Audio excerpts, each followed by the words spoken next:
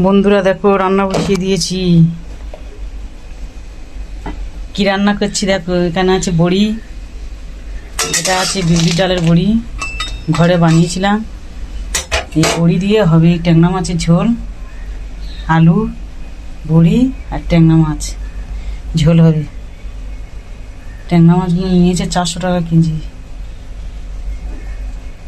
আর এখানে হবে শাক ভাজা, সব রকমের শাক আছে, নোটে শাক, কলমি শাক আর সজনা শাক। তো চলো, রান্না তো বসিয়ে দিয়েছি অলরেডি, গ্যাস জ্বালিয়ে দিয়েছি, বড়ি ভেজে দিচ্ছি।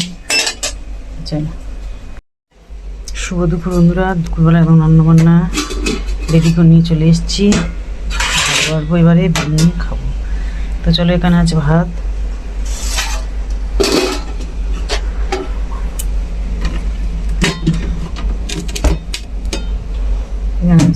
শাক ভাজা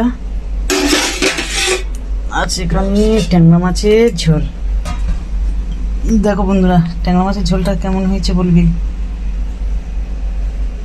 তো যা গরম পড়েছে, বেশি কিছু করিনি, ট্যাংরা মাছের ঝোল আর শাক ভাজা। এখানে আছে ভাত।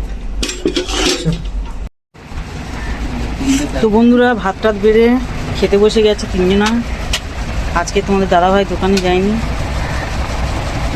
শাক দিয়ে খাচ্ছে। আর এই বাবু শাক দেবো তো, শাক ভাজা করেছি। গরমের সময় এই শাক ভাজা কত ভালো জানি না, এই আমার ছেলেরা খেতে চায় না। এখানে বাঁধাকপির ঘ্যাঁট ছিল একটু, একটু ডাল সিদ্ধ আছে কালকে, আর এই ট্যাংরা মাছের তরকারি। তিনজনা খেতে বসে গেছি। দাদাভাই একটু ভাজা লঙ্কা নিয়েছে,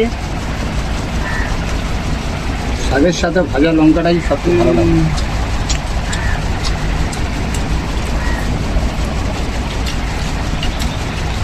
খাওয়াটা খুব সুন্দর লাগে গরমের সময় না, শাক ভাজাটা। গরমের সময় শাক থেকে থেকে শাক ভাজা দিয়ে শাক দিয়ে তুমি সেখানে ভালো লাগে, তো একদম শাকটা খেতে চায় না।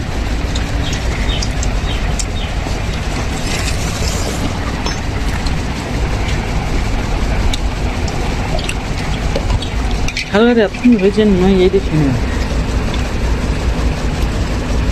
হ্যাঁ সত্যি,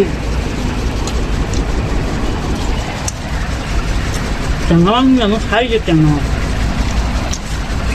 বড়ি দিয়েছি,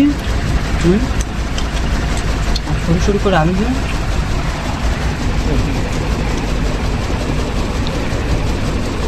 তোমাদের দাদাভাইও শাক পছন্দ করে, আমিও পছন্দ করি। শাক দিয়ে খাচ্ছে, আর ওর পাতে দিয়ে আমি স্নান করে দিচ্ছি, ভাত একটু মিশ নেই।